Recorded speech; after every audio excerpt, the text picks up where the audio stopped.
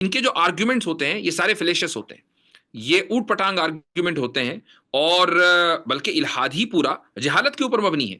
اگر مان لیجئے الحاد میں ملحدوں کے سامنے علم آ جائے تو وہ الحاد کبھی اختیاری نہ کریں، یعنی اپنی لا علمی کو وہ دلیل بناتے ہیں، اور یہ رویہ ان کا ہر میدان میں ہے، چاہے آپ ان کو مورالٹی میں لے کر چلے جائیں، چاہے ان کو سائنس میں لے کر چلے جائیں، فزکس میں لے کر چلے جائیں، یا الہیات یعنی تھیولوجی میں لے کر چلے جائیں، لا علمی کو ہی وہ بنیاد بناتے ہیں، اور یہی بنیادی غلطی ہے۔ یہ جو آپ کے کلیگ تھے نا، انہوں نے ایک اعتراض، مجھے کسی نے ان کا اعتراض بھیجا، انہوں نے کہا کہ جی جب ابرہا مکہ کے اوپر حملہ آور تھا تو اس وقت تو ایک دم ابابیل آ گئی اور ابرہے کا کام تمام کر دیا، ابھی اتنے سارے بچے فلسطین میں شہید ہو گئے تو کہاں ہیں ابابیل؟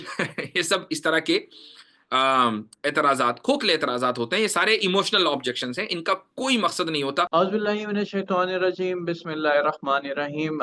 ناظرین، گاہے بگاہے آپ نے ہماری بہت ساری ڈیبیٹس دیکھی اور بہت سارے میرے ایسے انٹرویوز دیکھے جو میں نے بہت ساری پرسنالٹیز کے ساتھ جا کے شوٹ کیے۔ ان ساری جو انٹرویوز تھے وہ ابھی تک میرا بین الفقہ میرے انٹرویوز رہے کہ ہم نے کوشش کی کہ جو سارے ٹاپکس کہیں نہ کہیں مذہب میں رفٹ کی وجہ بن رہے ہیں، یا جس کی وجہ سے ایک پرٹیکولر نریٹو جا رہا ہے، اس کے اوپر آپ کو دونوں سائڈ کے دلائل مل سکیں، اہل سنت کے بھی اور اہل تشیع کے بھی، تاکہ آپ بیٹر جج ہیں، آپ جج کر سکیں کہ حق اور سچ کی بات کیا ہے۔ لیکن اس کے ساتھ ساتھ اسلام کو درپیش ایک اور بھی بہت بڑا مسئلہ ہے جو کہ الحاد کا مسئلہ ہے، اور وہ دن بہ دن بہت زیادہ اپنی جڑیں پکڑ رہا ہے۔ اس کی بہت ساری وجہ یہ ہے کہ ہماری کتب میں بہت ساری ایسی باتیں ہیں جو ہماری اتنی معتبر شخصیات کے بارے میں انتہائی کنٹروورشل کر کے، اگر کنٹروورشل نہیں ہے تو وہ جس طرح پریزنٹ کی جاتی ہیں، لوگوں کو لگتا ہے، ایک تاثر جاتا ہے کہ پتہ نہیں یہ پرسنالٹیز کیا ہے، حالانکہ چاہے وہ اس کا متن بھی نہ پڑھے، لوگ عربی بھی اتنی اچھی طرح نہیں جانتے، اور متن تو جو اردو ٹرانسلیشن ہوتی ہے وہ ہر انسان کا اپنا استدلال، یعنی اس کی اپنی ذہن کی اس طرح ہوتی ہے۔ واقعہ لکھنے والوں نے کس طرح لکھا لیکن پڑھنے والوں نے کس طرح پڑھا، یہ بہت زیادہ بدل رہا ہے۔ اور آج جو ہمارے ساتھ مہمان ہیں، یہ ماشاءاللہ اس الہاد کے معاملے پہ تو پوری دنیا ان سے واقف ہے، پوری دنیا ان کو جانتی ہے، اور یہ ایک بہترین طریقے سے کام کر رہے ہیں، اور بہت سارے لوگوں کو سمجھا بھی پائے ہیں، جن میں بہت سارے ایسے سوالات ہیں جو ہمارے عام علماء نہیں دے سکتے، بہت سارے لوگوں کو سمجھا پائے، اور جو نہیں سمجھ پائے لیکن ان کو ان کا باسکون اور بااطمینان جواب ان کو ضرور مل گیا۔ اور الحمدللہ انہوں نے بہت سارے مناظروں میں جو ہے وہ فتح یاب بھی ہوئے۔ فتح یاب سے مراد یہ ہے کہ بہت سارے مناظروں میں انہوں نے ہر الحاد یعنی ملحد کو اس کے جواب دیے۔ تو آج ہم ڈاکٹر یاسر ندیم وادی صاحب سے جو ہے وہ بات کریں گے، اور میں تھوڑے سے ایک تو ازمس یعنی کہ لبرلزم، ایتھیزم، اور جو ڈفرینٹ ڈسپلن ہے دنیا کے، ان کے بارے میں بھی بات کروں گا، پلس تھوڑی سی ہم بات کریں گے بین الفقہ کے حوالے سے بھی، اور جو ہمارے یہاں پہ آج کل ڈبیٹنگ اور ڈسکورس کا بہت زیادہ ٹرینڈ چل گیا، اس کے اوپر بھی۔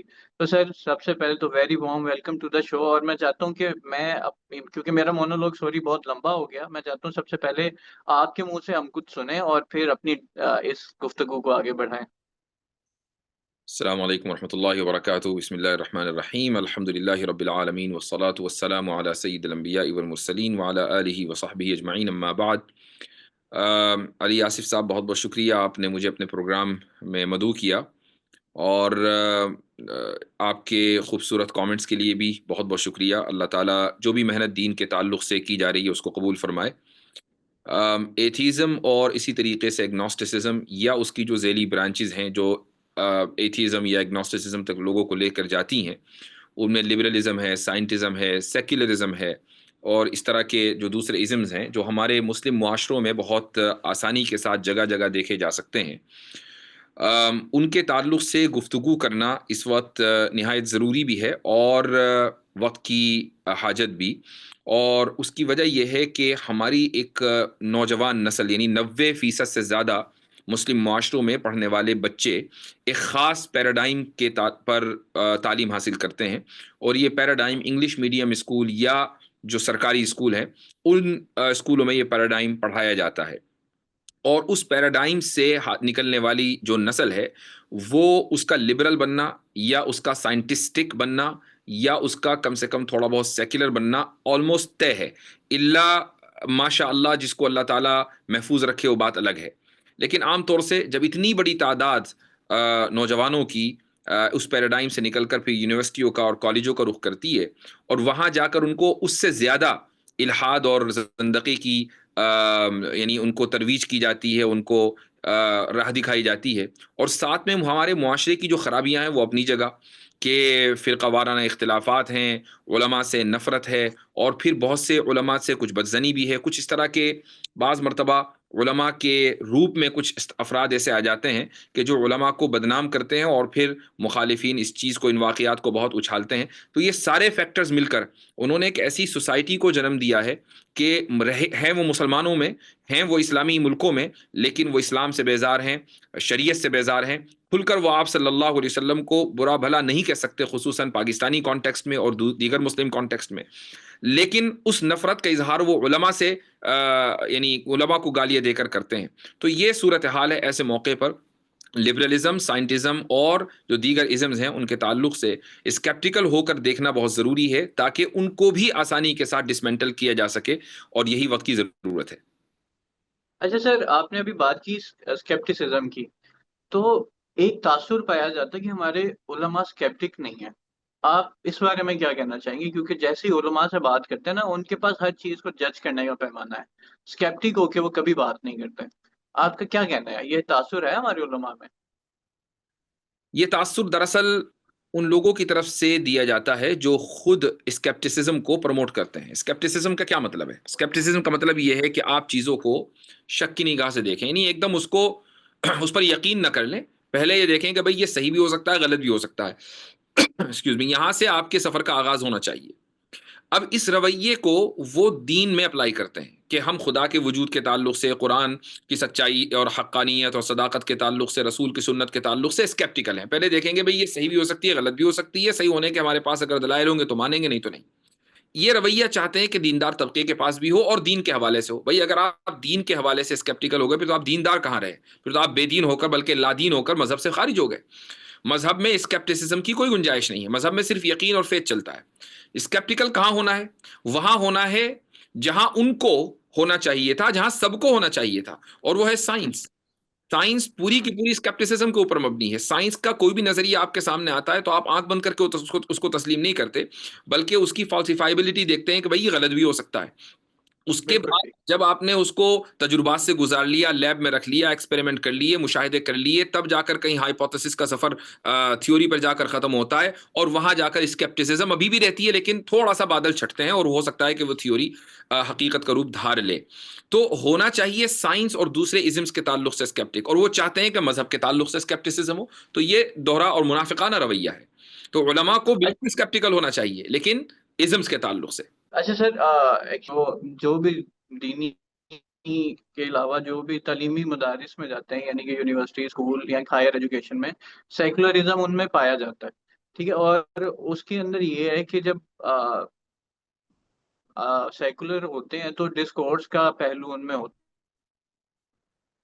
ہے، وہ چیزوں کو لے کے سوچتے ہیں، یہ رویہ ہوتا ہے یا یہ چیز پائی جاتی ہے، اور وہ جب آگے علماء سے سوال کرتے ہیں، یا جو بھی کلیرکس ہوتے ہیں یا جن کی مذہبی ذمہ داری ہے، تو ایک تو پہلے تو ان کے ڈسکورس کے اوپر ان کو بہت زیادہ ڈسکریج کیا جاتا ہے کہ آپ یہ سوال مت پوچھیں، آپ کافر ہو جائیں گے، یا بہت ساری جو ایک بنی ہوئی پروپوزیشنز ہوتی ہیں، جب ان کو چیلنج کرتا ہے آ کے تو اس کو ڈسکریج کرتا ہے۔ کہیں نہ کہیں یہ چیز ان کو سیکولرزم سے ایتھیزم کی طرف لے کے جاتی ہے، کیونکہ جب ان کے اتنے سارے کویشچن انچیکڈ رہ جاتے ہیں، تو کہیں نہ کہیں آپ کو نہیں لگتا کہ وہ ان میں پھر الہاد پنپنا شروع ہو جاتا ہے؟ اس طرح کے جو لوگ ہیں وہ دو طرح کے ہیں، دو قسمیں ان لوگوں کی۔ پہلی قسم جی تو وہ ہے کہ کسی کے ذہن میں شکوک و شبہات ہیں، اور اپنے شکوک و شبہات کے ازالے کے لیے حق کی تلاش کی نیت سے وہ علماء کے پاس پہنچتا ہے، اور بعض مرتبہ یعنی کوئی ایسا شخص اس کو ٹکرا جاتا ہے، مل جاتا ہے، جس کے پاس حقیقتاً جواب نہیں ہے، اور اپنی اس کمزوری کو چھپانے کے لیے وہ سامنے والے پر ناراضگی کا اظہار کر دیتا ہے۔ تو یہ رویہ اس متشکک انسان کو ایتھیس بنا دیتا ہے۔ اس طرح کے بہت سے کیسز ہیں، لیکن ایک اور طبقہ پایا جاتا ہے، اور وہ یہ ہے کہ جو آلریڈی ایتھیسٹ ہیں وہ آپ کے پاس آتے ہیں، لیکن وہ اس نیت سے نہیں آتے کہ وہ حق کے متلاشی ہیں. وہ یہ کہتے ہیں کہ نہیں، حق پہ تو ہم ہیں. یہ جو مذہب کی بات کرنے والے لوگ ہیں، یہ علماء کا طبقہ ہے، یہ باطل پرست ہے ان کے اعتبار سے. اور پھر وہ آپ کے پاس اس لیے آتے ہیں تاکہ آپ کو عاجز کر کے دکھلا سکے دو لوگوں کے سامنے، دیکھو ہم نے ایک عالم کو خاموش کر دیا. تو اس طرح کے جو لوگ ہوتے ہیں، بعض مرتبہ جب ہم گفتگو کرتے ہیں ایسے لوگوں سے تو ہمیں احساس ہو جاتا ہے کہ ان کا مقصد کیا ہے. تو پھر ہمیں تھوڑا سا ان کو اسی انداز میں ٹریٹ کرنا پڑتا ہے جس کا وہ ڈیزرو کرتے ہیں. میں اس کی ایک تازہ ترین مثال دے دیتا ہوں. میری اسٹریم پر ایک بندہ آیا اور ایتھیسٹ تھا، اور اس نے آ کر کہا کہ میں آپ کے لیے کچھ سوال لے کر آیا ہوں. اور جب آپ اس طرح کے موضوعات پر گفتگو کرتے ہیں تو ایک سکس سینس آپ کی ڈیولپ ہو جاتی ہے. آواز سے مجھے کچھ اندازہ ہو گیا کہ بھئی یہ بندہ نارمل نہیں ہے، ایتھیسٹ ہے لیکن نارمل نہیں ہے. یہ یہاں حق کی تلاش میں یا کچھ گفتگو یا ڈیبیٹ کرنے کے لیے نہیں، بلکہ یہ عاجز کرنے کے مقصد سے آیا ہے. تو اس نے کہا کہ میں سوال لے کر آیا ہوں. میں نے کہا ٹھیک ہے، پہلے آپ اپنا تعارف کرا دیں کہ آپ نے ایتھیزم کیوں چھوڑا، اسلام کیوں چھوڑا اور ایتھیسٹ کیوں بنے. تو کہنے لگا کہ اس سے کوئی لینا دینا نہیں ہے، آپ تو میرے سوال کا جواب دیں. تو میں نے کہا نہیں، اس کے بغیر گفتگو آگے نہیں بڑھ پائے گی. آپ کو یہ بتانا پڑے گا کہ آپ ملحد کیوں بنے. تو کیا واقعہ ہوا. تو بجائے اس کے کہ وہ واقعے کا اظہار کرتا کہ فلاں واقعے کی وجہ سے میں ملحد بنا، اس نے کہا کہ میں سیکس سلیوری کی وجہ سے ملحد بنا. تو میں نے کہا بھائی سیکس سلیوری آپ کے ساتھ ہو گئی تھی کیا. اب یہ ظاہر سی بات ہے کہ اس کو تو برا لگنا ہی تھا، اور اسی مقصد سے میں نے یہ بات کہی تھی، چونکہ مجھے اس کو ایکسپوز کرنا تھا. یہاں اب بات ایکسپوز کیا گئی کہ یہ آدمی جس نیت سے آیا ہے اس نیت کا اظہار پبلک کے سامنے ہونا چاہیے. تو اس نے مجھے کہنا شروع کیا کہ لگتا ہے آپ انسان نہیں ہیں، لگتا ہے آپ جانور ہیں وغیرہ وغیرہ. اور میں نے اس کو اپنی اس ٹیم سے ریموو کر دیا جس کا وہ ڈیزرو کرتا تھا. اب یہ جو ٹریٹمنٹ ہے، مان لیجیے اگر میں کہنے لگوں کہ نہیں تمام ملحدوں سے خندہ پیشانی کے ساتھ پیش آنا چاہیے، تو کوئی یہ کہہ سکتا ہے کہ بھائی آپ کا اپنا رویہ فلاں اسٹریم میں فلاں ملحد کے ساتھ تو ایسا تھا. تو اس لیے یہ تقسیم کرنا ضروری ہے کہ ہر ملحد ایک جیسا نہیں ہوتا. کچھ لوگ تلاش حق کے لیے آپ کے پاس آتے ہیں اور وہ ڈیزرو کرتے ہیں کہ آپ ہمدردی کے ساتھ ان سے گفتگو کریں اور ان کی بات سمجھیں، ان کو سمجھائیں اور ان کی باتوں کا جواب دیں. اور کچھ لوگ غلط نیت سے خاص ایجنڈے کے ساتھ اور آپ کو عاجز کرنے کے لیے کہ دنیا کے سامنے وہ آپ کو عاجز دکھا سکیں کہ آپ عاجز ہیں، اس لیے آتے ہیں. تو ظاہر ہے کہ یہ دوسرے انداز کا ٹریٹمنٹ ڈیزرو کرتے ہیں. اب یہ پرسن ٹو پرسن ڈیفر کرتا ہے، اور بعض مرتبہ آپ صحیح ادراک کر لیتے ہیں، بعض مرتبہ ادراک میں غلطی ہو جاتی ہے. اچھا سر، ابھی آپ نے نا سیکس ڈلیوری والی بات کی، تو وہ میرے ایک سابقہ کولیگ ہیں اور آپ کا ان کے ساتھ ڈیبیٹ ہو چکی ہے، نام لینا مناسب نہیں ہے، لیکن ان کی نا فیس بک پہ ایک اقتباس تھی کہ انہوں نے کہا کہ اسلام میں ریپ کے لیے 4 لوگوں کا عورت کو دیکھنا جو ہے نا وہ ضروری ہے. ٹھیک ہے، مطلب یہ بات کا تانا انہوں نے اس لیے مارا کہ انہوں نے کہا کہ یہ اتنا زیادہ مطلب مجبور دین ہے کہ جہاں ٹیکنالوجی ایڈوانس ہو جاتی ہے، وہاں اسلام میں جو ہے نا وہ بہت ساری باتیں آ جاتی ہیں کہ اگر ان کے قوانین کو اپلائی کرے تو آج کے زمانے میں وہ ریلیونٹ ہو جاتے ہیں کہ اگر کسی کا ریپ ہوا ہے وہ 4 بندوں کو تلاش کرے نہیں کرے گی تو ریپ جو ہے وہ آپ سب ثابت ہی نہیں کر سکتے. یعنی کہ ان کا مطلب یہ تھا آسان سے الفاظوں میں کہ عورت اس مذہب میں بے بس ہے، اور جو یہ سب ہے نا اسلام جو ہے وہ عورت کو اتنے حقوق نہیں دیتا. ہاں، تو اصل میں ایسے لوگوں سے میں سمجھ گیا کہ آپ ان کی بات کر رہے ہیں، ماشاء اللہ بدنام زمانہ ملحد ہیں. تو ایسے لوگوں سے گفتگو کرنے کا طریقہ یہ ہے کہ آپ ان کے سوال پر سوال کریں کہ یہ جو آپ نے نتیجہ اخذ کیا ہے کہ ریپ کے لیے 4 گواہوں کی ضرورت ہے، اس کو ثابت کریں قرآن سے، کیونکہ 4 گواہوں کا ذکر قرآن میں موجود ہے. تو آپ ثابت کیجئے کہ کس آیت میں کس صورت میں لکھا ہوا ہے کہ ریپ کے لیے 4 گواہ چاہیے تب ریپ کا جرم ثابت ہوگا. صبح قیامت تک ثابت نہیں کر سکتا وہ شخص. تو ہم جواب تو جب دیں گے نا جب آپ کو استدلال کریں. آپ کو استدلال ہی نہیں کر رہے، آپ تو دعوے پہ دعوے کیے جا رہے ہیں، ہمیں جواب دینے کی ضرورت ہی نہیں ہے. میں اس وقت تک جواب نہیں دوں گا اس مسئلے کا الا کہ کوئی مسلمان مجھ سے سوال کر رہا ہو. اگر ملحد یا کوئی اسلام فوب مجھ سے یہ سوال کرتا ہے تو میری طرف سے جواب یہ ہوگا کہ اس کو ثابت کرو. جس دن تم ثابت کر دو گے جواب مل جائے گا.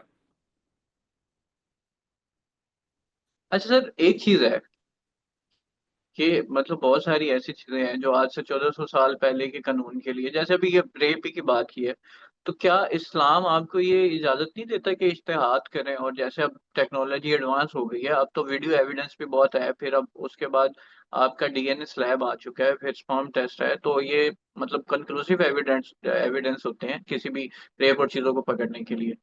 تو میرا اب یعنی کہ ہے یہ کافی نہیں ہے ریپ ثابت کرنے کے لیے، ہمیں چار کیا آپ یہ سمجھتے ہیں کہ ریپ کے لیے 4 گواہوں کی ضرورت ہے؟ نہیں، میں سمجھتا ہوں کہ اسلام نے تو ہمیشہ سے یہ اجازت دی ہے کہ آپ اپنے آپ کو اجتہادی طور پہ بہتر کر لیں. ظاہری بات ہے آج سے 1400 سال پہلے جب کوئی یہ دعویٰ کرتا ہے، کیونکہ ریپ کی سزا بہت بڑی ہے، اس لیے انہوں نے اس کی شرائط بھی، سزا کی شرائط بھی سخت رکھی ہیں اللہ نے. ریپ ریپ کی کے سزا لیے تو آلموسٹ موت ہے نا، اگر ریپ کے لیے 4 گواہوں کی شرط کہاں پر ہے؟ کہیں پر اچھا، بھی نہیں. بالکل ٹھیک ہے. ویسے ہی میں یہی جاننا چاہ رہا ہوں کیونکہ آپ بیسیکلی علم، آپ کے پاس دین کا علم میں ہے، تو میں ریپ اس کا جواب دے رہا ہوں. دیکھیں، زنا بالرضا کے لیے سورہ نور میں جہاں 4 شہداء کی، 4 گواہوں کی ضرورت ہے، وہاں الزانیۃ، الزانی والزانیہ، الزانیۃ والزانی، اس طرح کے الفاظ آئے ہیں. یعنی زنا ہوں کرنے والا مرد، زنا کرنے والی عورت. اب یہ زنا بالرضا کا مسئلہ چل رہا ہے. اس ہوں زنا بالرضا کو 4 لوگوں نے دیکھا، ہوں اور یہ 4 لوگ عدالت میں گئے اور رپورٹ کیا کہ بھائی فلاں مرد نے فلاں عورت کے ساتھ زنا کیا ہے، بالرضا ہی صحیح. ہوں تو کورٹ ایکشن لے گی اور ان دونوں کے خلاف سزا ہوگی. اگر وہ شادی شدہ نہیں ہے تو ان پہ کوڑے لگیں گے، اور شادی شدہ ہیں تو وہ موت کی سزا ہے، جس کو ہم رجم بولتے ہیں. ہوں لیکن اگر ریپ ہو جائے تو ریپ کے لیے 4 گواہوں کی شرط کہیں بھی نہیں ہے. ریپ کے ہوں لیے ریپ بالکل ایسا ہی ہے جیسا کہ مرڈر آپ ثابت کرتے ہیں، چوری ثابت کرتے ہیں. کیسے ثابت کریں گے آپ مرڈر؟ کیسے ثابت کریں گے آپ چوری؟ کیسے ثابت کریں گے آپ دوسرے جرائم؟ بالکل ویسے ہی ریپ بھی ثابت ہوگا. اب ہوں اگر آپ یہ کہیں، اب دیکھیں یہاں پر میں لبرل جو ڈیموکریسیز ہیں یا جو لبرل جوڈیشری سسٹم ہے، اس کا میں ایک کمزوری آپ کے سامنے رکھتا ہوں. ایک عورت کا ریپ ہوا، وہ عورت رپورٹ کرتی ہے پولیس میں جا کر، اور یہ کہتی ہے کہ میرا ریپ ہوا ہے، فلاں نے مجھ سے میرے ساتھ زیادتی کی ہے. تو عدالت اسی عورت کے دعوے کو گواہی تسلیم کرتی ہے. ایک گواہی آ گئی. اب اس گواہی کے بعد وہ یہ دیکھے گی کہ سیکنڈری ایویڈنس کیا ہو سکتے ہیں. مثال کے طور پر وہ عورت یہ کہتی ہے کہ میرا ریپ فلاں تاریخ میں فلاں دن اتنے بجے ہوا فلاں جگہ پر. ٹھیک ہے، اس نے یہ دعویٰ کر دیا. آ کر سی سی ٹی وی فوٹیج کے ذریعے یہ پتا چلا کہ یہ مرد اسی دن اسی تاریخ میں اسی جگہ اس بلڈنگ میں داخل ہو رہا ہے. اب یہ ایک سیکنڈری ایویڈنس ہو گیا. محض اس بلڈنگ میں داخلے سے یہ کیسے پتا چلا کہ ریپ ہوا؟ ہو سکتا ہے کہ وہ کسی اور کام سے گیا ہو. لیکن عدالت اس سیکنڈری ایویڈنس کو قبول کرے گی اور اس عورت کی گواہی کو پرائمری ایویڈنس مانے گی، اور اس طریقے سے یہ مان لیا جائے گا کہ اس مرد نے ریپ کیا ہے. اچھا، اگر مان لیجئے پیریڈ لمبا ہو جائے، یعنی مثال کے طور پر وہ عورت عدالت میں آ رہی ہے، تقریباً ڈیپینڈ کرتا ہے آپ امریکہ میں یا یورپ کے کس اسٹیٹ میں ہیں. کسی جگہ اسٹیچوٹری لمٹ 18 سال ہوتی ہے، کہیں اسٹیچوٹری لمٹ 20 سال ہوتی ہے، کہیں 15 سال ہوتی ہے. تو 15 سال، 18 سال، 20 سال کے بعد ایک عورت آئی، اپنے خواب سے بیدار ہوئی، اس نے کہا جی 20 سال پہلے میرا ریپ ہوا تھا. تو اب وہ ہوں جو عدالت اس کو انٹرٹین کرے گی وہ اس طریقے سے کہ یہ سول سوٹ بنے گا، کرمنل سوٹ نہیں بنے گا. یعنی اب ہوں اس شخص کو جو اس بلڈنگ میں داخل ہوا تھا، یہ کہا جائے گا کہ تم اتنے ملین ڈالر، یہ اتنے لاکھ ڈالر فلاں عورت کو دو جرمانہ، اور اب تم بری ہو. میرا سوال یہ ہے کہ کیا مدت گزر جانے سے وہ جرم ہلکا ہو گیا؟ مدت گزر جانے کے باوجود بھی وہ جرم ویسا ہی سنگین ہے جیسا کہ پہلے تھا. 15 سال گزرنے کے بعد اس جرم کی نوعیت میں کوئی تبدیلی نہیں آئی کہ آپ نے اس کو کرمنل کیس سے سول کیس بنا دیا، سوائے اس کے کہ آپ یہ کہہ رہے ہیں کہ بھئی تم اتنے دن کہاں تھی، اس میں تمہاری بات میں کوئی نہ کوئی کمزوری ہوگی، اسی لیے تم اتنے دن کے بعد آئی ہو. لیکن آپ کو میں ایک اور سکم بتاؤں یہاں کے جو لبرل جوڈیشری سسٹم ہے، وہ یہ کہ سول کیسز میں جو ڈیفینڈنٹ ہوتا ہے، اگر مان لیجئے 51% چانسز یہ ہیں کہ ڈیفینڈنٹ غلط ہے اور پلینٹف یعنی مدعی صحیح ہے، تو کیس اس کے خلاف ثابت ہو جائے گا. اور کرمنل کیس میں 100% beyond any reasonable doubt defendant کا غلط ہونا ضروری ہے، تب جا کر جج فیصلہ دے گا. اب امیجن کریں کہ 15 سال کے بعد ایک عورت جاگی اور اس نے کہا کہ میرا جی 15 سال پہلے ریپ ہوا تھا، اور 51% جو ایویڈنسز ہیں وہ یہ کہ واقعی ریپ ہوا تھا، تو بھی اس شخص کو ریپسٹ کہا جائے گا، لیکن اس کے اوپر جرمانہ ہوگا، اس کے اوپر کوئی کرمنل چارجز نہیں لگیں گے. یہ ہے جوڈیشری کا سخم. اب آ جائیں آپ اسلامک کورٹس میں. اسلامک کورٹس میں یہ ہے کہ آپ نے اگر کسی عورت کا ریپ ہوا ہے اور مان لیجئے وہ آ کر یہ دعویٰ کرتی ہے کہ میرا ریپ ہوا ہے، تو یہ مدعیہ ہے، یہ گواہ نہیں ہے. اب ضروری ہے کہ وہ گواہ پیش کرے. اگر گواہ نہیں ہے تو آپ یہ کہیں گے بھائی پھر اس کے ساتھ انصاف کیسے ہوگا؟ تو یہ سوال تو پھر ہر جرم میں ہے کہ جس کے گھر میں چوری ہو اگر اس کے پاس 2 گواہ نہیں ہے چور کے خلاف تو انصاف کیسے ہوگا؟ ایک آدمی نے اگر کرپٹ کیا اور جس کے خلاف کرپشن کیا جس کے خلاف کرپشن ہوا ہے اگر وہ دعویٰ کر رہا ہے اور اس کے پاس 2 گواہ نہیں تو انصاف کیسے ہوگا؟ ایک آدمی کا مرڈر ہوا اور 2 گواہ موجود نہیں ہے تو جس کا مرڈر ہوا اس کے ساتھ انصاف کیسے ہوگا؟ تو یہ سوال تو پھر ہر مسئلے میں ہوگا نا کھڑا، صرف عورت ہی کے ساتھ یہ مسئلہ کیسے ہے؟ تو اگر ایک عورت دعویٰ کرتی ہے کہ اس کے ساتھ ریپ ہوا ہے تو اس کو کم سے کم 2 گواہ پروڈیوس کرنے ضروری ہیں. پھر ویڈیو، ڈی این اے، یہ سارے کے سارے سیکنڈری ایویڈنسز ہیں جو اسلامک کورٹ میں ایڈمیسیبل ہیں.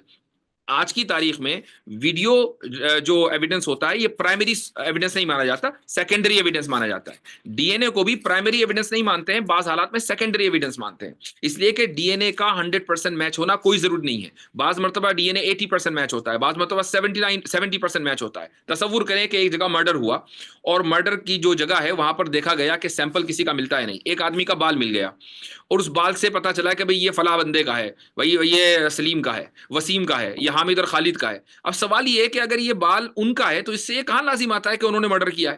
یہ سیکنڈری ایویڈنس تو ہو سکتا ہے لیکن پرائمری ایویڈنس نہیں ہے.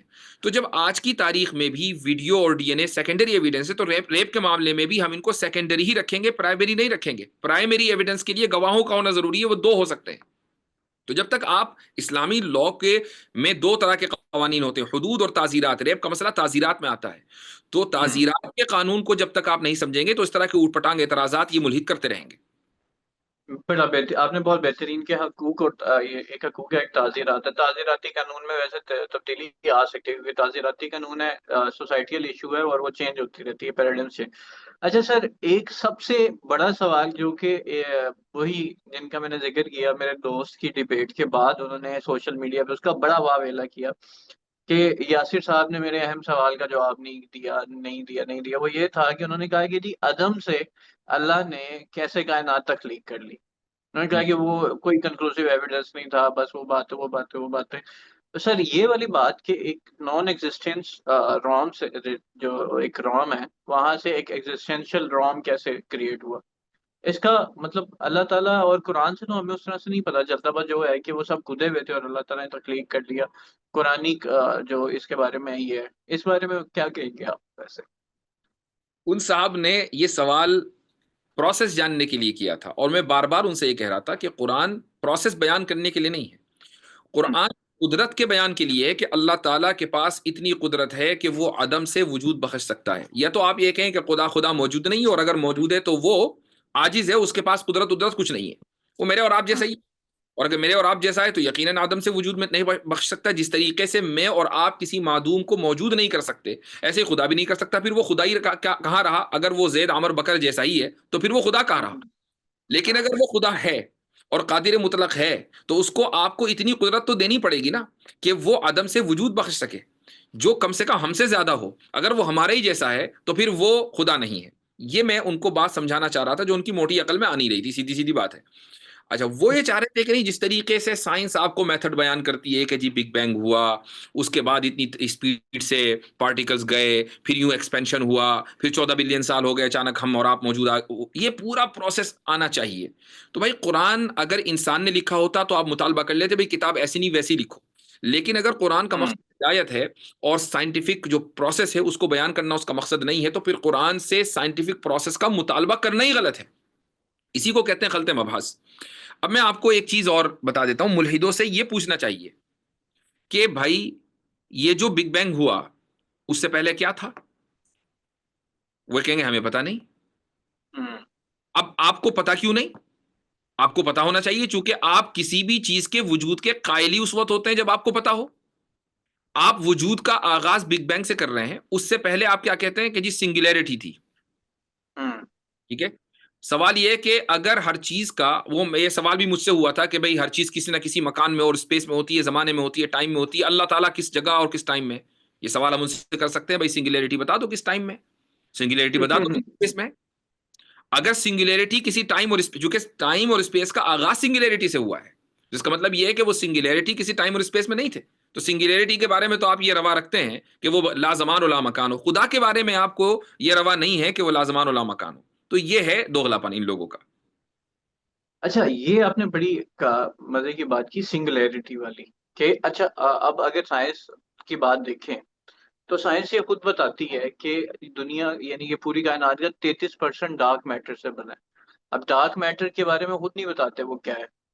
ٹھیک ہے. اب وہ ایک سورس آف انرجی ہے جس سے یہ آپ کی کائنات بن رہی ہے. یعنی کہ انرجی سے آپ کا مٹیریل وجود میں آتا ہے اور وہ مٹیریل بعد میں شیپ لے لیتا ہے.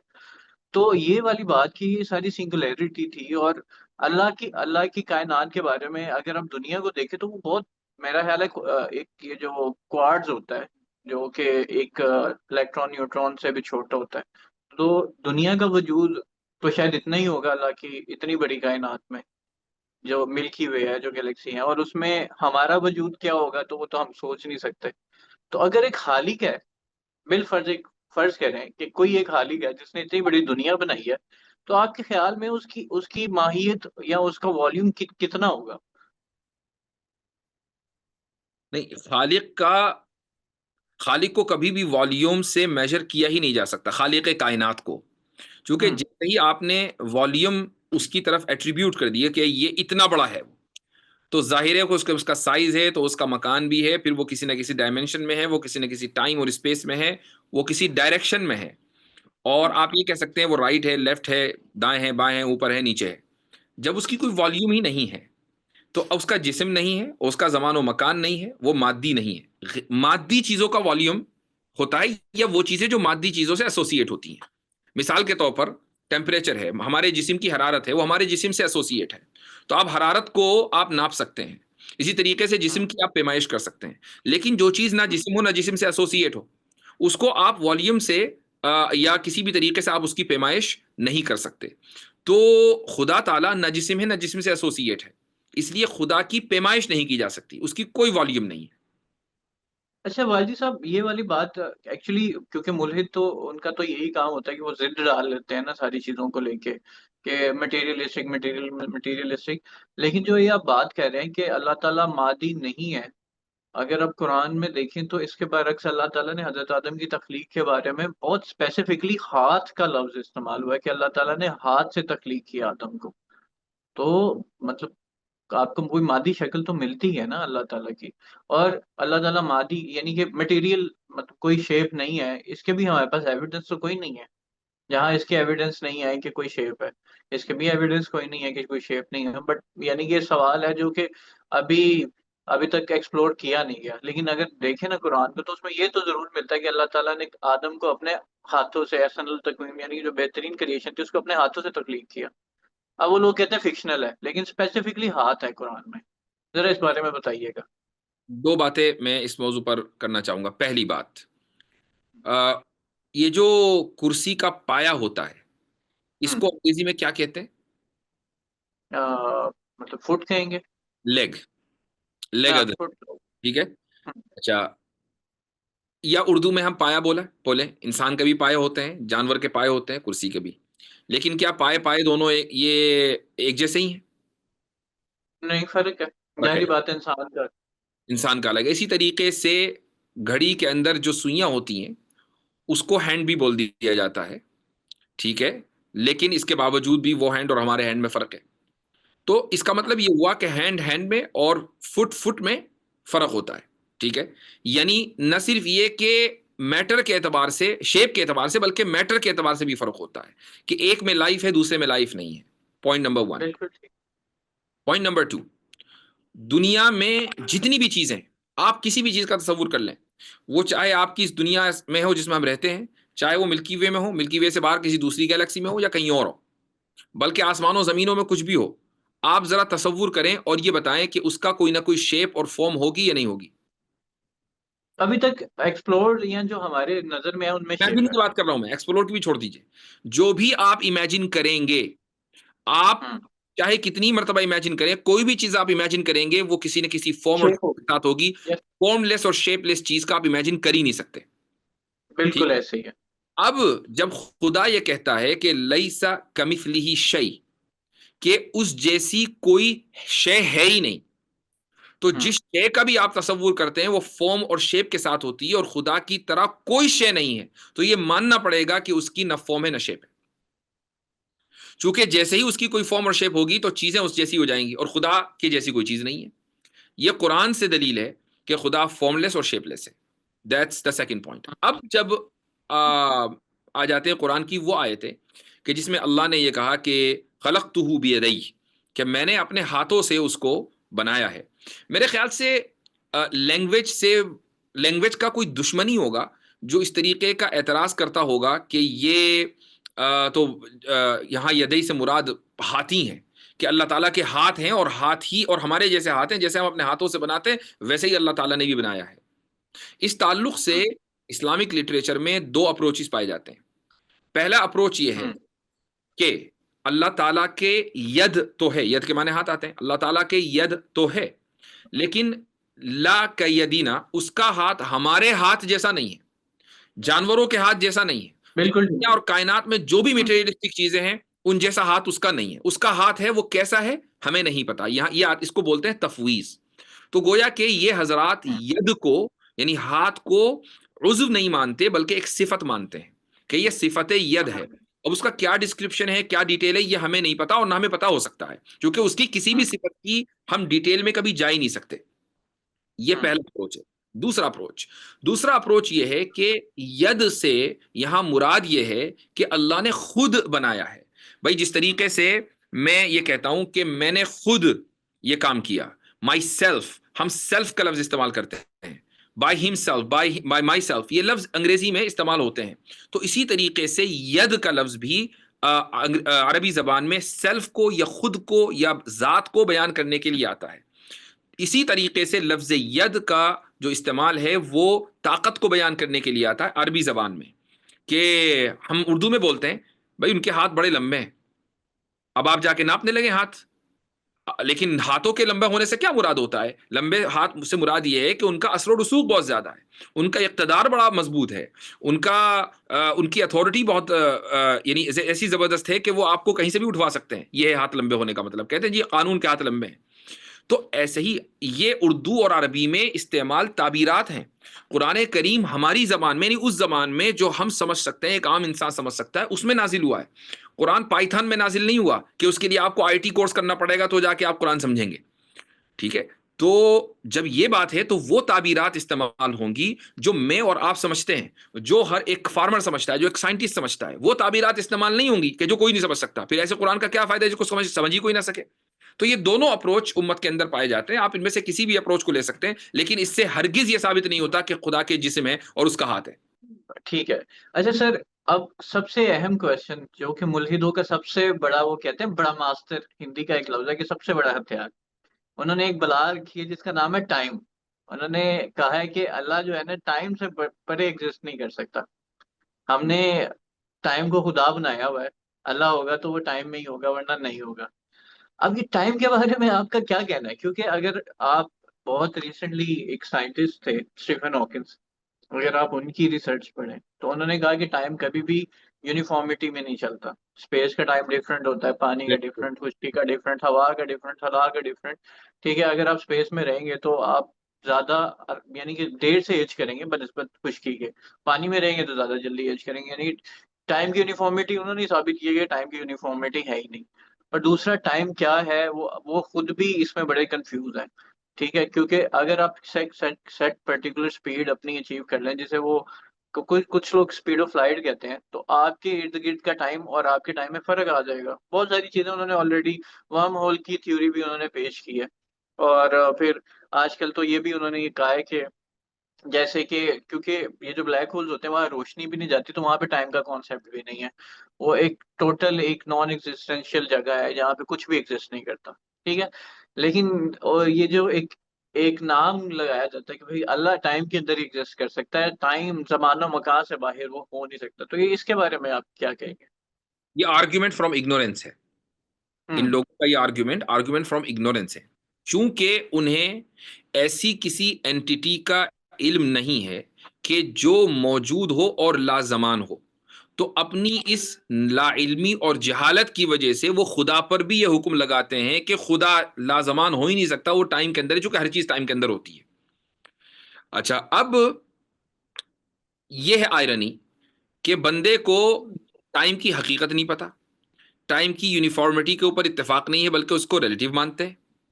اچھا، نہ اس کی حقیقت پتا ہے، وہ سبجیکٹیو اور ریلیٹیو. اس کے باوجود ہم اس کائنات کی 99% سے زیادہ چیزوں سے ناواقف ہونے کے باوجود خدا کے اوپر جو خالق کائنات ہے یہ حکم لگا رہے ہیں کہ چونکہ ہم نے جتنی بھی چیزیں اپنی زندگی میں دیکھی ہیں ساری ٹائم باؤنڈ ہے، تو خدا بھی ٹائم باؤنڈ ہوگا. ہم چونکہ کسی بھی ایسی چیز کو نہیں جانتے جو ٹائم لیس ہو سکتی ہے، تو خدا بھی ٹائم لیس نہیں ہو سکتا. اس کو یہ پرفیکٹ ایگزامپل ہے آرگیومنٹ فرام اگنورینس کی، اور argument from ignorance is a logical فیلیسی.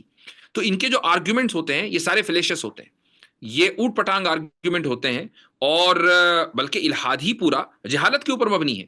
اگر مان لیجئے الحاد میں ملحدوں کے سامنے علم آ جائے تو وہ الحاد کبھی اختیاری نہ کریں، یعنی اپنی لا علمی کو وہ دلیل بناتے ہیں، اور یہ رویہ ان کا ہر میدان میں ہے. چاہے آپ ان کو مورالٹی میں لے کر چلے جائیں، چاہے ان کو سائنس میں لے کر چلے جائیں، فزکس میں لے کر چلے جائیں، یا الہیات یعنی تھیولوجی میں لے کر چلے جائیں، لا علمی کو ہی وہ بنیاد بناتے ہیں، اور یہی بنیادی غلطی ہے. اچھا سر، یہ فیلسز تو الہاد میں بہت ساری ہیں. اب ایک سب سے بڑا ان کا اور ایک بہت بڑا ہوتا ہے کہ جو کہتے ہیں رائٹ ٹو چوز. وہ کہتے ہیں کہ جب آپ کا خدا مطلب ایتھیسٹ کا یہ کہنا ہے کہ جب آپ کا خدا ہر چیز کو کنٹرول کرتا ہے، اس کی صفت ہے کہ وہ اومنی پورٹنس ہے، اومنی پریزنٹ ہے، اور ہر چیز پہ قدرت رکھتا ہے، تو پھر آپ کی اس دنیا کے امتحان کی تو وقت ہی کوئی نہیں ہے. جب ان کو پتا ہے کہ ڈاکٹر یاسر واجدی صاحب جو ہیں وہ جنتی ہیں اور جنت میں جا چکے ہیں، تو پھر یہ دنیا کے امتحان کا مقصد کیا ہے؟ اور جب سیب حضرت آدم نے جو کھایا تھا وہ بھی اللہ کی منشا تھی، تو یہ ہمارا امتحان کا مقصد کیا ہے؟ اور ہم سے پوچھتے تو ہم کہتے نہ آتے. یہ بڑے اہم سوالات ہیں جو ہمیشہ وہ ایک یہ ان نون بچوں کے آگے کرتے ہیں. رائٹ. تو اصل میں وہی بات ہے کہ ہم یہ سمجھتے ہیں کہ امتحان جو ہمارا دنیا میں ہوتا ہے، کوئی انسٹیٹیوشن، ہمارا اسکول، یونیورسٹی، کالج، جب امتحان ہمیں ہمارا کراتی ہے تو یہ ادارے یہ جاننا چاہتے ہیں کہ ہم کتنے پانی میں ہیں. ٹھیک ہے. ہوں، وہ امتحان کا مقصد یہ سمجھتے ہیں کہ ممتحن کو جاننا ہے کہ جس کا امتحان لیا جا رہا ہے اس کی استعداد کتنی ہے. جبکہ ہوں، یہاں امتحان کا مقصد ممتحن کی نالج میں اضافہ نہیں ہے، بلکہ ممتحن کی نالج میں اضافہ ہے. یعنی جس کا امتحان دیا جا رہا ہے وہ یہ جانے کہ وہ کتنے پانی میں ہے. ممتحن تو جانتا ہی ہے کہ آپ کتنے پانی میں ہیں. آپ نے ہوں. امتحان کا صرف ایک ہی مقصد سمجھا. دوسرا مقصد یہ کہ آپ خود اپنی ایبلٹیز اور اپنی صلاحیتوں کو جانیں. تو اگر مثلا میں اس کی ایک مثال دیتا ہوں. ایک مثال یہ ہے کہ ایک بچہ جو ہوم اسکولنگ کر رہا ہے، اس کا کوئی کمپٹیشن نہیں ہے، گھر میں کوئی دوسرا بچہ نہیں ہے، اپنا اس نے ویڈیوز دیکھی، کچھ کتابیں پڑھی، اس نے امتحان دے دیا، اور امتحان میں اسائنمنٹس ہیں، اس کو کوئی نمبر نہیں ملے، کچھ نہیں. اس کو یہ پتہ ہی نہیں چلے گا کہ بس یہ کہ وہ ایک گریڈ سے دوسری گریڈ میں پہنچ گیا. اس کو یہ پتہ ہی نہیں چلے گا کہ اس میں صلاحیتیں کتنی ہیں. اور یہی وجہ ہے کہ اس کی زندگی میں جتنے سال وہ ہوم اسکولنگ کر رہا ہے، جو ایک بچوں میں نیچرل خوشی اور فطری سکون ہوتا ہے کہ یار ہم کامیاب ہو رہے ہیں، we are achieving something, وہ کبھی نہیں آئے گا. لیکن اس بچے کو آپ ہوم اسکولنگ کے ماحول سے لے کر آپ ایک کلاس روم میں بٹھا دیں، اور وہاں وہ اگرچہ فرسٹ نہ آئے، سیکنڈ اور تھرڈ اور فورتھ بھی آئے گا نا، تو بھی اس کو خوشی ہوگی، یار میں نے کچھ اچیو تو کیا. کیوں؟ چونکہ ہوں. وہ خود یہ جاننا چاہتا ہے کہ میں کتنے پانی میں ہوں. وہ اس کو پتہ نہیں چل رہا تھا جب تک کہ وہ ہوم اسکولنگ کر رہا تھا. انسان فطری طور پر یہ جاننا چاہتا ہے کہ میں اپنی زندگی میں کیا اچیو کرتا ہوں اور کیا اچیو کر سکتا ہوں. یہ جب ہم اس دنیا میں پیدا ہوتے ہیں، اس دنیا میں آتے ہیں، اللہ تعالی ہمیں اپنے جاننے کا موقع دیتا ہے، اور پوری زندگی ہمیں بٹھاتا ہے کہ تم اپنے آپ کو جانو کہ تمہارے اندر کتنی صلاحیت ہے، کہ تم آخرت کی زندگی میں کامیاب ہو سکتے ہو یا نہیں. تو امتحان کا مقصد خدا کے علم میں اضافہ نہیں ہے، بلکہ ہمارے علم میں اضافہ ہے.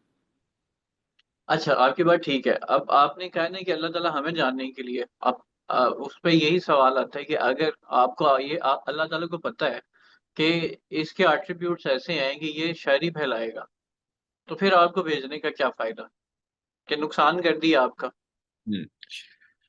یہ سوال کہ پھر آپ کو بھیجنے کا کیا فائدہ جب اس کو پتا ہے، یہ اس وقت ویلڈ ہوتا جب کہ آپ کا علم اور آپ کا عمل اور خدا کا علم، یعنی ایسا ہوتا کہ مثلا خدا کوئی چیز جانتا ہے اور وہ ماضی میں جانتا ہے، اور آپ اس کے جانے جو بھی اس کے علم ہے اس کے خلاف نہیں جا سکتے، تب تو یہ اعتراض بن سکتا تھا.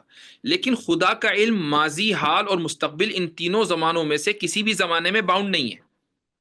چونکہ خدا کی ذات لازمان ہے تو خدا کا علم بھی لازمان ہے. آپ یہ نہیں کہہ سکتے کہ خدا پہلے تو جانتا تھا جب وہ پہلے سے جانتا تھا تو آج میں اس کے علم کے خلاف جا ہی نہیں سکتا. خدا کے لیے پہلے اور بعد میں ہے ہی نہیں. هو الاول والآخر، وہ وہی اول ہے وہی آخر ہے. یہ بالکل ایسا ہی ہے کہ جیسا کہ آپ مجھے اس وقت جانتے ہیں کہ میں آپ سے بات کر رہا ہوں، اس کے باوجود بھی اپنی فری ول سے بات کر رہا ہوں، آپ کے جاننے کی وجہ سے میں مجبور نہیں ہوا. ایسے ہی خدا کے بارے میں یہ کہنا کہ وہ پہلے سے جانتا تھا، یہی بنیادی طور پر غلطی ہے. خدا کا علم بھی لازمان ہے. جس وقت ہم یہ کام کر رہے ہیں وہ اس وقت علم رکھتا ہے، اور اس کا علم رکھنا قطعی طور پر ڈیفینیٹو اس کی نالج ہماری فری ول کو ختم نہیں کرتی ہے، جیسا کہ آپ کی ڈیفینیٹو نالج اس وقت میرے بارے میں میری فری ول کو ختم نہیں کر رہی ہے. میں آپ کی بات سمجھ گیا. آپ نے میں ایکچولی دوبارہ اس کو ریفریش کرتا ہوں. میں جیسے عرض ہے کہ اسٹالن ہے، اللہ تعالیٰ کو پتہ ہے کہ اسٹالن کے ایٹریبیوٹ کیا ہیں through the beginning to the end. تو وہ جو اسٹالن نے 1 ملین بندہ مارا ہے اور جو دنیا میں خون ریزی کی ہے، جب اللہ تعالیٰ جانتے ہی ہیں کہ اس کے ایٹریبیوٹ کیا ہیں اور اس میں کس چیز کی انٹینسٹی ہے، کیا چیزیں زیادہ پائی جاتی ہیں، تو ایک ایسے انسان کو دنیا میں پیدا کرنا جو کئی ملین لوگوں کو مارنے کا سبب بنے گا اور خود بھی آخر میں جہنم کا ایندھن بنے گا، یہ والی بات میں آپ سے کہہ رہا تھا ایکچولی. مثال کے طور پر اگر آپ اسٹالن کو یہ کنسیشن دیں کہ بھائی خدا کے علم میں چونکہ اسٹالن کی حرکتیں تھیں تو اس کو پیدا ہی نہیں ہونا چاہیے تھا، تو یہی کنسیشن آپ کو فرعون اور نمرود، حامان اور شداد اور اس کے بعد ہٹلر وٹلر سب کو دینا پڑے گا. تو اور پھر ان سب کو جب دیا تو پھر شیطانی کی کیا غلطی بھائی؟ ابلیس کو بھی آپ کنسیشن دے دیں. تو اب اس کا مطلب تو یہ ہوا کہ اس دنیا میں شر موجود ہی نہیں ہے، چونکہ شر پھیلانے والے تو لوگ ہیں ہی نہیں. جب شر موجود نہیں ہے تو میں بھی فرشتہ، آپ بھی فرشتے. تو فرشتے جو کر رہے تھے پہلے، وہ اس میں کوئی کمی رہ گئی تھی کہ جو ہمیں لانے کی ضرورت پڑی اور ہمیں بھی وہی کام کرنا تھا جو فرشتے کر رہے ہیں؟ خدا تعالیٰ کے یہاں جس طریقے سے صفت فضل ہے، خدا کے یہاں صفت عدل بھی ہے. اور عدل کا اظہار اسی وقت ہوتا ہے جب کہ جرم بھی ہو اور مجرم بھی ہو اور وکٹم بھی ہو. اس کے بغیر عدل کا اظہار ہی نہیں ہوگا. مان لیجئے ہر چیز چنگی چل رہی ہے، سب کچھ ایک دم پرفیکٹ ہے، اب کیا عدل کرنا؟ اب تو فضل ہی فضل ہے. عدل تو ہوتا ہی ہے اس وقت ہے جبکہ معاشرے میں کچھ خرابیاں بھی ہوں، کچھ جرائم بھی ہوں، تو جا کر عدالتیں لگیں گی اور انصاف قائم ہوگا. تو خدا کی صفت عدل کا اظہار اسی طریقے سے ہونا تھا کہ اس دنیا میں کچھ ایسے لوگ آئیں جو شر پھیلائیں، اور کچھ ایسے لوگوں جن کو نقصان ہو، اور پھر روز قیامت میں ان کے سامنے عدل کی ترازو قائم ہو. اب یہاں پر ایک نقطہ اور سن لیجئے اور اس کے بعد آپ سوال کریں. اسٹالن نے لاکھوں لوگوں کو مارا، ٹھیک ہے. ان لاکھوں لوگوں میں کتنے ہی مسلمان ہوں گے؟ سینٹرل ایشیا کے بڑی تعداد میں جو مسلم آبادی ہے وہ ان کو زندہ جلا دیا گیا، قتل کر دیا گیا، گولیوں سے بھون دیا گیا. ان کے حق میں ان کی شہادت خیر ہی خیر ہے، اور اس کا کریڈٹ اللہ تعالیٰ کو تو آف کورس جاتے ہی کہ اس نے موقع دیا، لیکن اسٹالن کو بھی جاتا ہے کہ بھائی اسٹالن شریر اس نے شر کا اظہار اس طریقے سے کیا کہ لاکھوں لوگوں کو اس نے شہید کر کے جنت پہنچا دیا.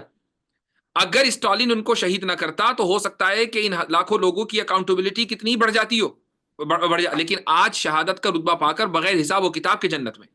تو ایسا نہیں ہے کہ کوئی چیز جو شر ہوتی ہے وہ 100% شر ہوتی ہے. ہر شر سے خیر کا پہلو نکلتا ہے، اور یہ صرف اللہ ہی کا کمال ہے کہ وہ شر سے خیر اور خیر سے شر کو نکالتا ہے، اور اسی کو قرآن کریم میں سورہ بقرہ کے اندر اس نے اس کا اظہار فرمایا ہے. جی آپ کی بات بہت بہت اچھی اور مطلب بہت سارے لوگوں کو سمجھ آئے گی. اب اسی سے ہی ایک اگلا سوال ہے یاسر بھائی، کہ بہت سارے ایتھیسٹ بار بار یہ سوال کرتے ہیں کہ جو ہینڈی کیپ ہوتے ہیں دنیا میں، بھائی یہ ہینڈی کیپ کیوں ہوتے ہیں دنیا میں؟ یا کوئی بھی ایک جو ہے وہ ٹانگ سے معذور ہو گیا یا کسی لمب سے معذور ہو گیا یا بیماری میں مبتلا ہو گیا، ٹھیک ہے، اگر آپ کو بھی امتحان کے لیے ڈالا اور مجھے بھی امتحان کے لیے ڈالا ہے، فیئر چانس تو یہی ہے کہ جو صلاحیتیں آپ میں ہیں وہ مجھ میں ہوں اور پھر میرا امتحان ہو. تو یہ فیئر کمپٹیشن کہاں گیا؟ میں نے ابھی جیسے کہا کہ امتحان کا مقصد یہ ہے کہ ہم اپنی صلاحیتوں کو جانیں، ہوں، ٹھیک ہے. اور ایک آدمی جو ہینڈی کیپ پیدا ہوا ہے اور دوسرا آدمی مثلا 2 بھائی ہیں، ایک ہینڈی کیپ ہے دوسرا بالکل صحیح سالم ہے، تندرست و توانا ہے، دونوں بغیر کسی کمپٹیشن کے اپنی اپنی صلاحیتیں جان سکتے ہیں اور آخرت میں کامیاب ہو سکتے ہیں. چونکہ کامیابی کا تعلق دنیا سے نہیں ہے، کامیابی کا تعلق آخرت سے ہے، ٹھیک ہے. اب اگر ایک ہینڈی کیپ ہے، یہ بہت ممکن ہے کہ اس تندرست و توانا سے کہیں آگے آخرت میں نکل جائے اور کتنا ہی زیادہ کامیاب ہو اور یہ تندرست و توانا پیچھے رہ جائے. اگر ایسا ہوتا کہ بھئی اس کا معذور ہونا اس کی آخرت کی کامیابی میں رکاوٹ ہے تو آپ بالکل ہوں، اعتراض کر سکتے تھے کہ بھئی اس پہ ہینڈی کیپ بنانے سے کیا فائدہ، یہ تو ایک تو آپ بہت نے پھٹے کھڑی کر دی. ایک طرف آپ بہت یہ کہتے ہیں کہ آخرت سے مراد کامیابی سے مراد، ہمارا دعویٰ یہ ہے کہ آخرت کی کامیابی ہے اور دنیا کی نہیں، اور آخرت کی کامیابی میں آپ کی جو جسمانی کمزوری ہے یہ رکاوٹ نہیں، تو پھر اعتراض نہیں بنتا۔ بالکل. اور دوسرا مجھے کبھی کبھی اس معاملے میں یہ لگتا ہے کہ اگر اللہ تعالیٰ سب کو تندرست پیدا کرتا تو اللہ تعالیٰ کے دیے ہوئے اعضاء کی نعمت کا شاید کسی کو پتہ نہ چلتا. وہ بالکل کسی یہی ایک. بات ابن تیمیہ رحمہ اللہ یہی فرماتے ہیں کہ اگر صرف تندرستی ہی تندرستی ہوتی تو لوگ شکر گزار کیسے بنتے؟ اگر بالکل. تندرستی ہوتی تو اللہ کی صفت شافی کا پتہ کیسے چلتا کہ اللہ تعالیٰ شافی ہے؟ بھائی مرض ہی نہیں ہے تو پھر شفا کی کیا ضرورت رہ گئی؟ مرض ہوگا تو شفا ہوگی نا۔ بالکل. اچھا.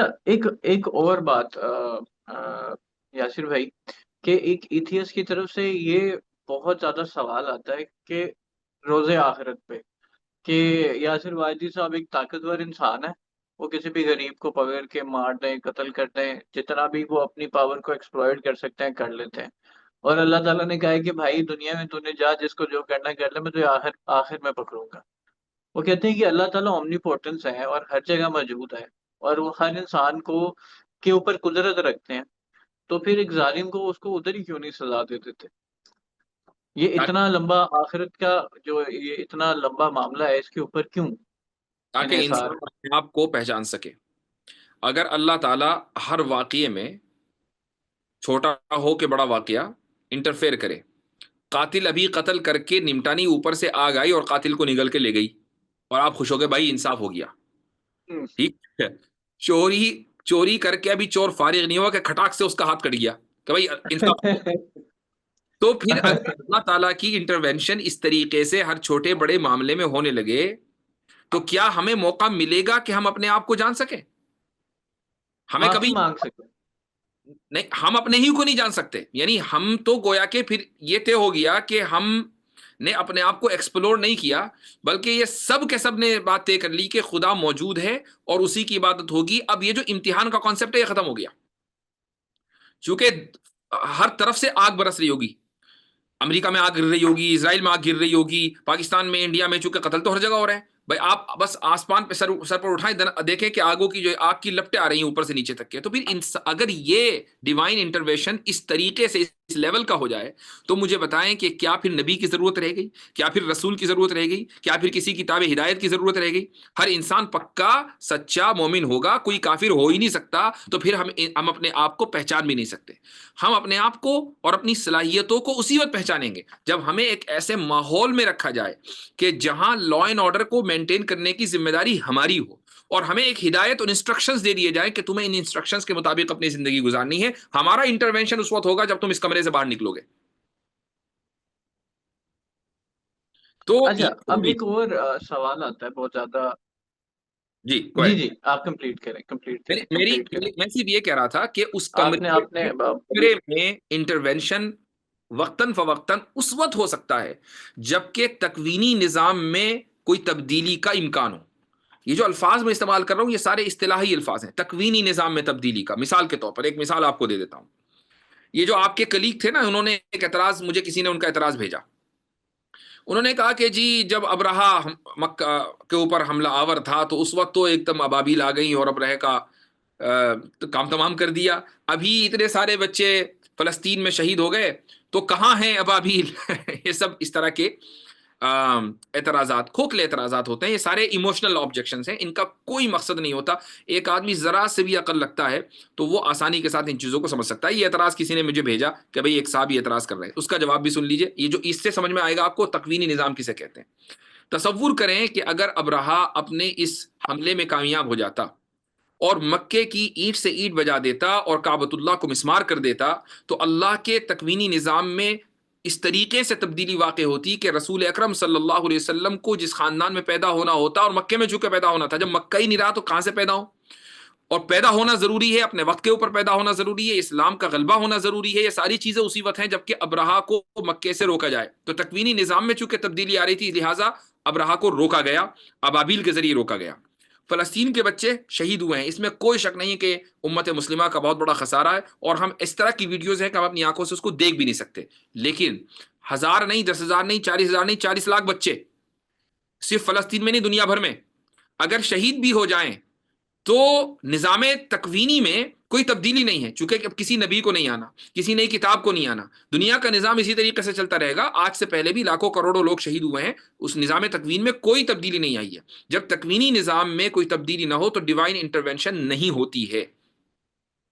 تو اسی لیے آپ یہ کہتے ہیں کہ جی قتل ہو تو فوری طور پر اللہ تعالیٰ کو انصاف کرنا چاہیے، چوری ہو تو فوری طور پر انصاف کرنا چاہیے. اس کے لیے ضروری ہے کہ وہ قتل ہونا، جس کا قتل ہو رہا ہے، اس کے قتل ہونے کی وجہ سے تکوینی نظام کے اندر کوئی تبدیلی واقع ہو رہی ہو. اگر تکوینی نظام میں کوئی تبدیلی واقع نہیں ہو رہی ہے تو اب ہمیں اس انسٹرکشن کے مطابق فیصلہ کرنا ہوگا جو خدا نے اپنے انبیاء اور رسولوں کے ذریعے وہ انسٹرکشن ہمیں دیے ہیں. جب تک ہم اس کمرے سے باہر نہیں نکلیں گے، جس دن ہم اس کمرے سے باہر نکلیں گے تو پھر انصاف کی ترازو قائم ہوگی اور فیصلہ ہوگا، ڈیوائن انٹرونشن نہیں ہوگا. بہترین، آپ نے بڑی اچھی بات کی، اور یہ والی بات آپ کی بالکل بجائے ہے کہ نہ اس سے پہلے کبھی ابابیلوں کا حملہ ہوا اور نہ اس کے بعد کبھی ہوا، کیونکہ وہ سال بھی آپ صلی اللہ علیہ وسلم کی پیدائش کا. بہت اچھا آپ نے جواب دیا.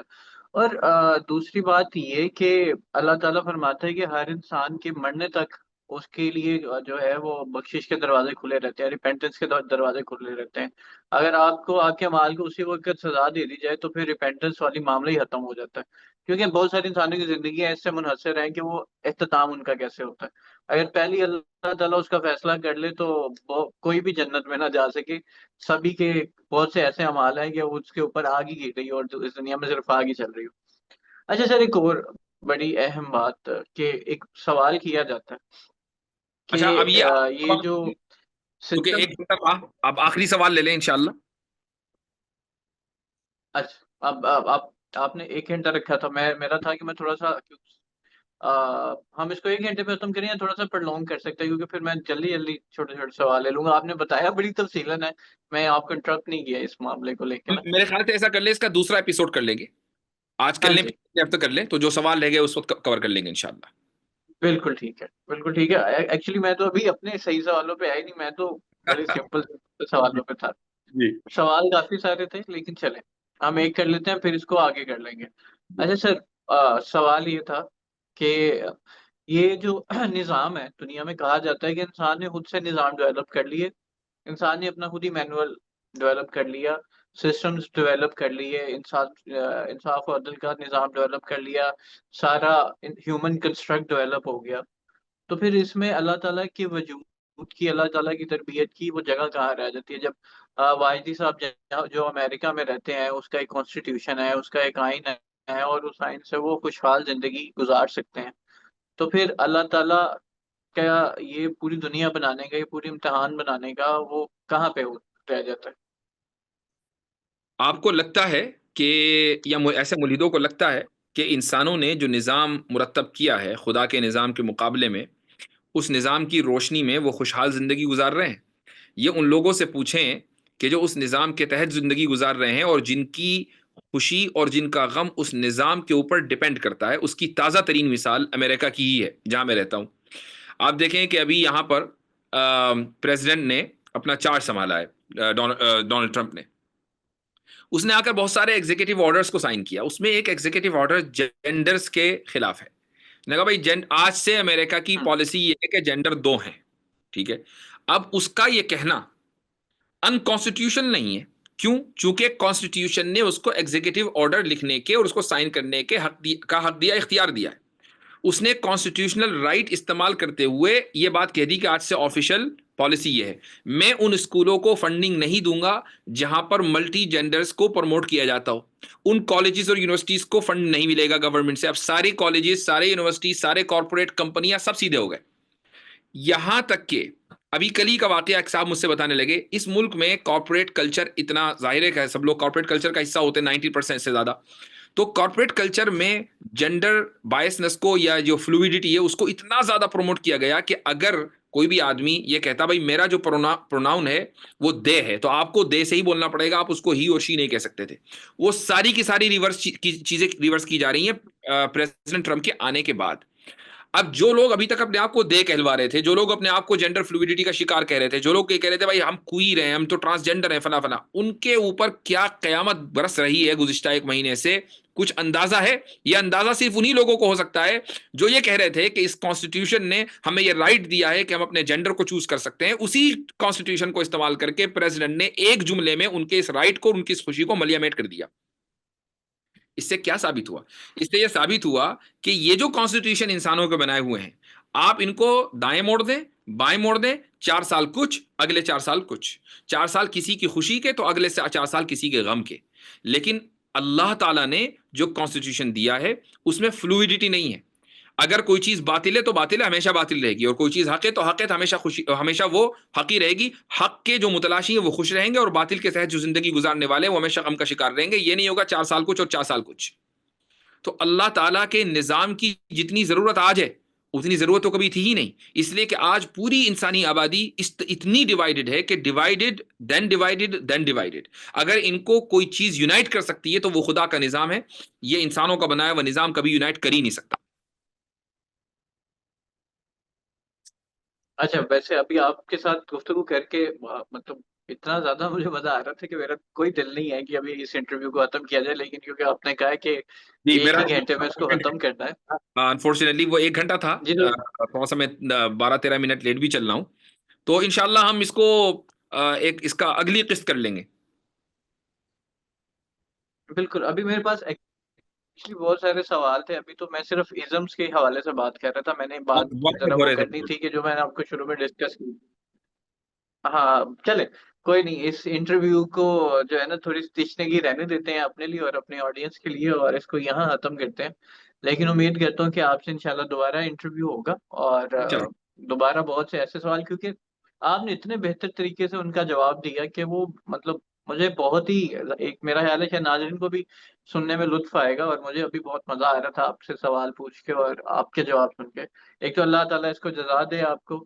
اور بس میں یہ کہنا چاہوں گا کہ آخری کہ جو ہماری سوسائٹی، آپ کوئی چھوٹا سا کمنٹ کرتے ہیں، جو سوسائٹیل ڈسکورس چل رہا ہے اور اس ڈسکورس کی وجہ سے سوسائٹی میں بہت ہی زیادہ ایک اضطراب پایا جاتا ہے، چاہے وہ انٹر ریلیجیس ہو یا انٹرا ریلیجین ہو. تو اس کے بارے میں آپ کیا کہنا چاہیں گے؟ کیونکہ ڈسکورس تو پیدا ہو رہا ہے، ڈسکورس سے سوال ہوتے ہیں، جواب نہیں ملتا، تو بہت سارے ایک رویے پنپتے ہیں. یہ اضطراب کوئی نئی بات نہیں ہے. یہ اضطراب اس وقت سے ہے جب سے ریاستوں نے اپنے آپ کو سیکولر ڈکلیئر کیا اور لوگوں کو یہ کہا کہ تم آپس میں لڑتے رہو. سیکولرزم بظاہر اس کا معنی تو یہ ہے کہ بھائی ہم کسی مذہب کے ماننے والے نہیں ہیں، ریاست کا کوئی مذہب نہیں ہے. لیکن ساتھ میں یہ بھی کہہ دیا کہ چونکہ تم لوگوں کا مذہب ہے، ہم تو باہر کھڑے ہو کر صرف گیم دیکھیں گے کہ تم آپس میں ایک دوسرے کا گیم کیسے بجاتے ہو. اب اس کی وجہ سے جو اضطراب پورے ہم، معاشرے اور پوری سوسائٹی میں ہوا، یہ ماضی میں اس کی کہیں نظیر اور کوئی مثال نہیں ملتی ہے. آپ عالم اسلام کی تاریخ اٹھائیں، خلافت راشدہ ہو، یا اس کے بعد خلافت بنی امیہ ہو، خلافت بنی عباس ہو، یا یہاں تک کہ خلافت عثمانیہ بھی ہو. اگرچہ یہ ساری خلافتیں خلافات ناقصہ ہیں، خلافت کاملہ صرف خلافت راشدہ ہے، یا اس کے بعد چند خلفاء گزرے ہیں دو ایک. ان تمام ادوار میں ڈسکورس میں کبھی انقطاع نہیں آیا. ڈسکورس مستقل جاری رہا، یہاں تک کہ گریک فلسفی کا ترجمہ ہو گیا، کتابیں لکھی گئیں، اور الگ الگ ازمز بھی آ گئے. لیکن جو اضطرابی کیفیت آج آپ کو سوسائٹی میں دیکھنے کو ملتی ہے وہ اس لیے ملتی ہے کہ ریاست کو جو کردار ادا کرنا چاہیے تھا مذہب کے حوالے سے، وہ ریاستوں نے کردار ادا کرنا ختم کر دیا ہے. چونکہ جب اوپر سے کوئی اتھارٹی نہیں ہے تو اب یہ ایسا ہی ہے کہ ایک دنگل میں آپ نے بہت سارے پہلوانوں کو اتار دیا، ابھی لڑے جاؤ. لیکن اگر آپ رولز اینڈ ریگولیشن بنائیں گے اس دنگل کے تو لڑائی تو ہوگی، لیکن اصول و ضابطے کی روشنی میں ہوگی. سر آپ کی ایک تو آپ کے ٹائم کا بہت شکریہ. میں نے جب آپ کو میسج کیا تھا تب بھی میں نے یہ پرملا اظہار کیا تھا کہ that I am a huge fan of your, جس طرح ڈسپلن سے آپ سمجھاتے ہیں. اور ابھی آپ سے براہ راست انٹرویو کر کے بھی مجھے بڑا مزہ آ رہا ہے اور خوشی ہو رہی ہے. آپ کے ٹائم کا بہت شکریہ، کیونکہ آپ ایک بزی انسان ہیں، آپ کی بہت ساری کمٹمنٹ ہے. سر آپ کے ٹائم کا بہت شکریہ، اور امید کرتا ہوں ناظرین ہم واجد صاحب کے ساتھ پھر نشست کریں گے اور بہت سارے اہم سوالات پوچھیں گے. اگر آپ چاہتے ہیں کہ آپ بھی واجدی صاحب سے کوئی سوال پوچھیں، یا آپ کمنٹ سیکشن میں کوئی بتائیں کہ آپ کو کیسے لگے سوال جوابات، اور آپ کا تجزیہ کیا ہے اور آپ کیا پوچھنا چاہتے ہیں، تو تب تک کے لیے میں ایک تو آپ سب سے اجازت چاہوں گا اور آپ کے فیڈ بیک کا بھی منتظر رہوں. Sir thank you so very much آپ کے ٹائم دینے کا. السلام علیکم.